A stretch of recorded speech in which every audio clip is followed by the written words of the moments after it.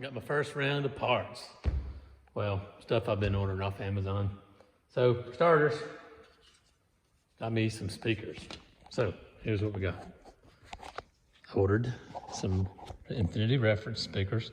I'm missing a speaker in the back door panel. And I use these on the Black 80 because they are thinner. Let's see here. So they're thinner and don't have as much girth to them, which makes them fit. And the window doesn't come down and hit the speaker magnetic. These look pretty nice, I think. We'll just mount these on top of the door panels. You can do this two ways. You can buy new speaker covers. I didn't have any speaker covers that are factory. They were missing on this truck. So these are just mounted on the outside and they'll be visible. I did all those on that truck where they were mounted behind the door panel and the original factory speaker cover. It's a lot more work. Looks good. Glad I did it on that truck, but this truck, I'm not doing that. So next thing, got I'm missing that little cubby, the useless cubby above the radio. So I just ordered one of these guys, these little cup holders that come out. They're pretty cheap, 20 bucks. And we're gonna try that out.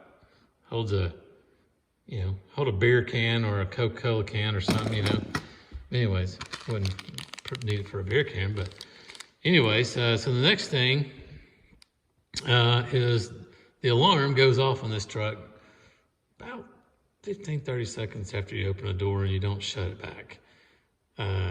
It's pretty screwed. The horn goes off, everything starts flashing. So this is the remote control I used on the Black 80, getting it all sorted out, and they work. This company seems to sell pretty good stuff and good instructions. So I'm gonna try to get this alarm deal working where it's not going off every time I open the door and leave it open. It's very annoying. I've got the horn unhooked just because it's so annoying and the horn goes off every time.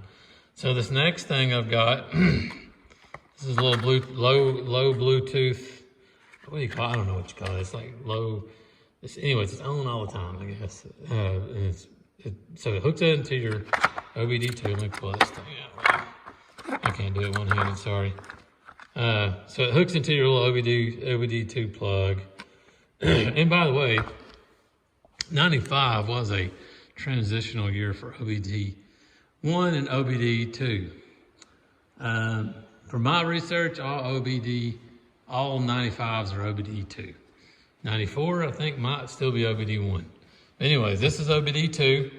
So you get a little more control over stuff with OBD2. So you put this guy in, it can tell you your true temperature. It'll tell you what the speedometer is clocking on miles per hour. You can reset check engine lights, which, on my non-cat trucks, the check engine light will come on occasionally. If I'm driving down the road, I can just hit it and reset it with an app on my phone within 2 seconds. So that's nice. And I don't have to look at the check engine light. And I know what it's going to be for. It's always for that catalytic thing. And it's the same deal with this truck. It's missing its catalytic. Well, I think it was deleted. Seller told me he got a lot more power once he did that. And I agree with him. Mine, I did the same thing and it gets more power. I'm sure it does make them stinker, but it sure does give you a lot better power, and you need every bit of it on these trucks. So the next thing I've got, this has got a Smitty built winch here. Let's look at this. All right, what is this thing? Smitty built. They're out of Smitty built winch.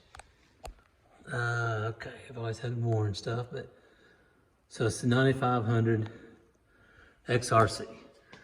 I don't know if that's a great winch or not, but it's what I've got. And this little plug goes right there. So, this is the original one. The owner did warn me about this. He said that plug is a little on this last leg. So, got me a new one on Amazon for like cheap. So that's the next thing I gotta do. I might try to repair some door panel stuff. This is a little leather kit other repair kit. I have an interior guy that can do this stuff for me. He's terribly busy, terribly hard to get a hold of and get lined up with. So being, you know, a trail truck, I may just give it a whirl, and I'll show you here in a minute what I'm talking about. But all right, next thing is hood struts. Because this one's been held up by a bar.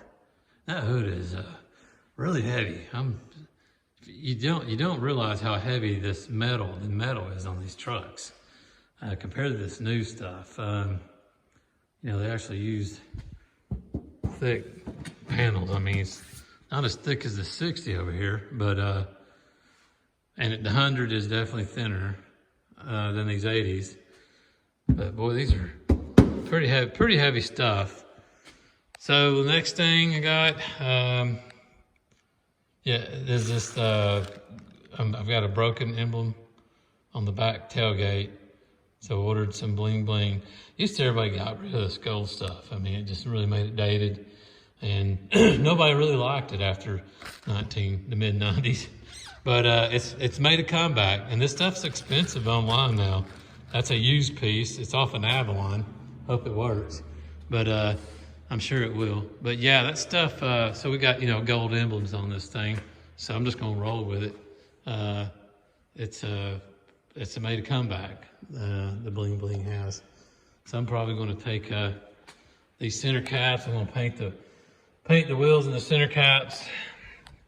And I'll probably put some gold stencil in those center caps, kind of just accentuate this gold thing we got going on. So I'm just gonna roll with it. And I even have a wood grain kit a new wood grain kit that the owner gave me for the truck. I might use that or I might not, I'm not sure. I mean, it's a trail truck. I'm not trying to make it super pretty. So there's my original emblem. I mean, it's not terrible, but this stuff here gets quite pricey to replace.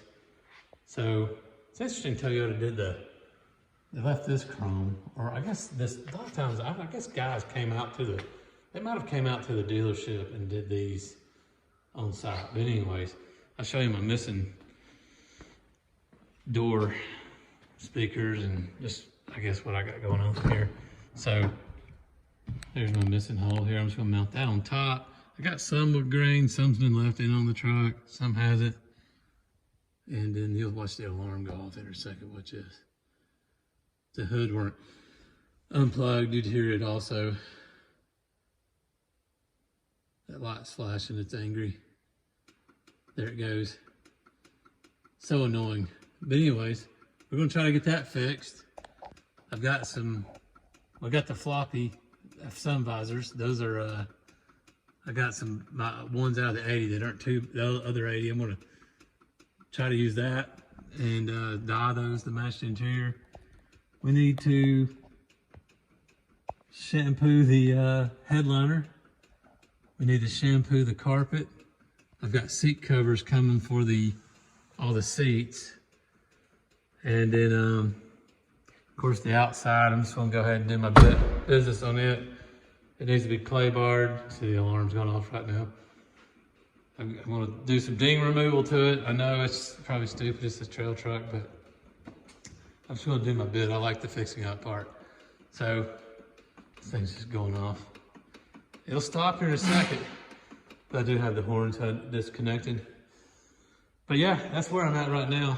Just kind of doing some little stuff. I'm waiting on some more parts to come along, and then we're gonna try to make this body there's a lot of little dents and dings on the truck. We're gonna try to get all those out. I'm gonna paint all the sliders. Are just kind of need some attention. Just all the bumpers and sliders need some paint. So we're gonna do all that. We're gonna make it pretty and then get it dirty. That's the plan. But yeah, probably clay bar this paint. And we're gonna leave this guy. I know my ding guy would just laugh if I asked him to pull that out. So I'm not gonna bother. But we're gonna touch up the white where it's all beat up, little places like that. This back hatch needs some love. Got some rusty stuff all going on it. Although that is all that's all controlled to this one area, the hatch, the back hatch lid. We got some dents from where the 4x4 labs jerry can holder just hitting this, so we gotta fix that. You can see that bumper's just rusty, and just I gotta fix this strut brace. There's the nipple's missing on the bottom. I guess it's just, there it is. I'm not sure what's all going on with that, but we'll figure out that, and then I guess that'll keep you busy for a while. So anyways, stay tuned.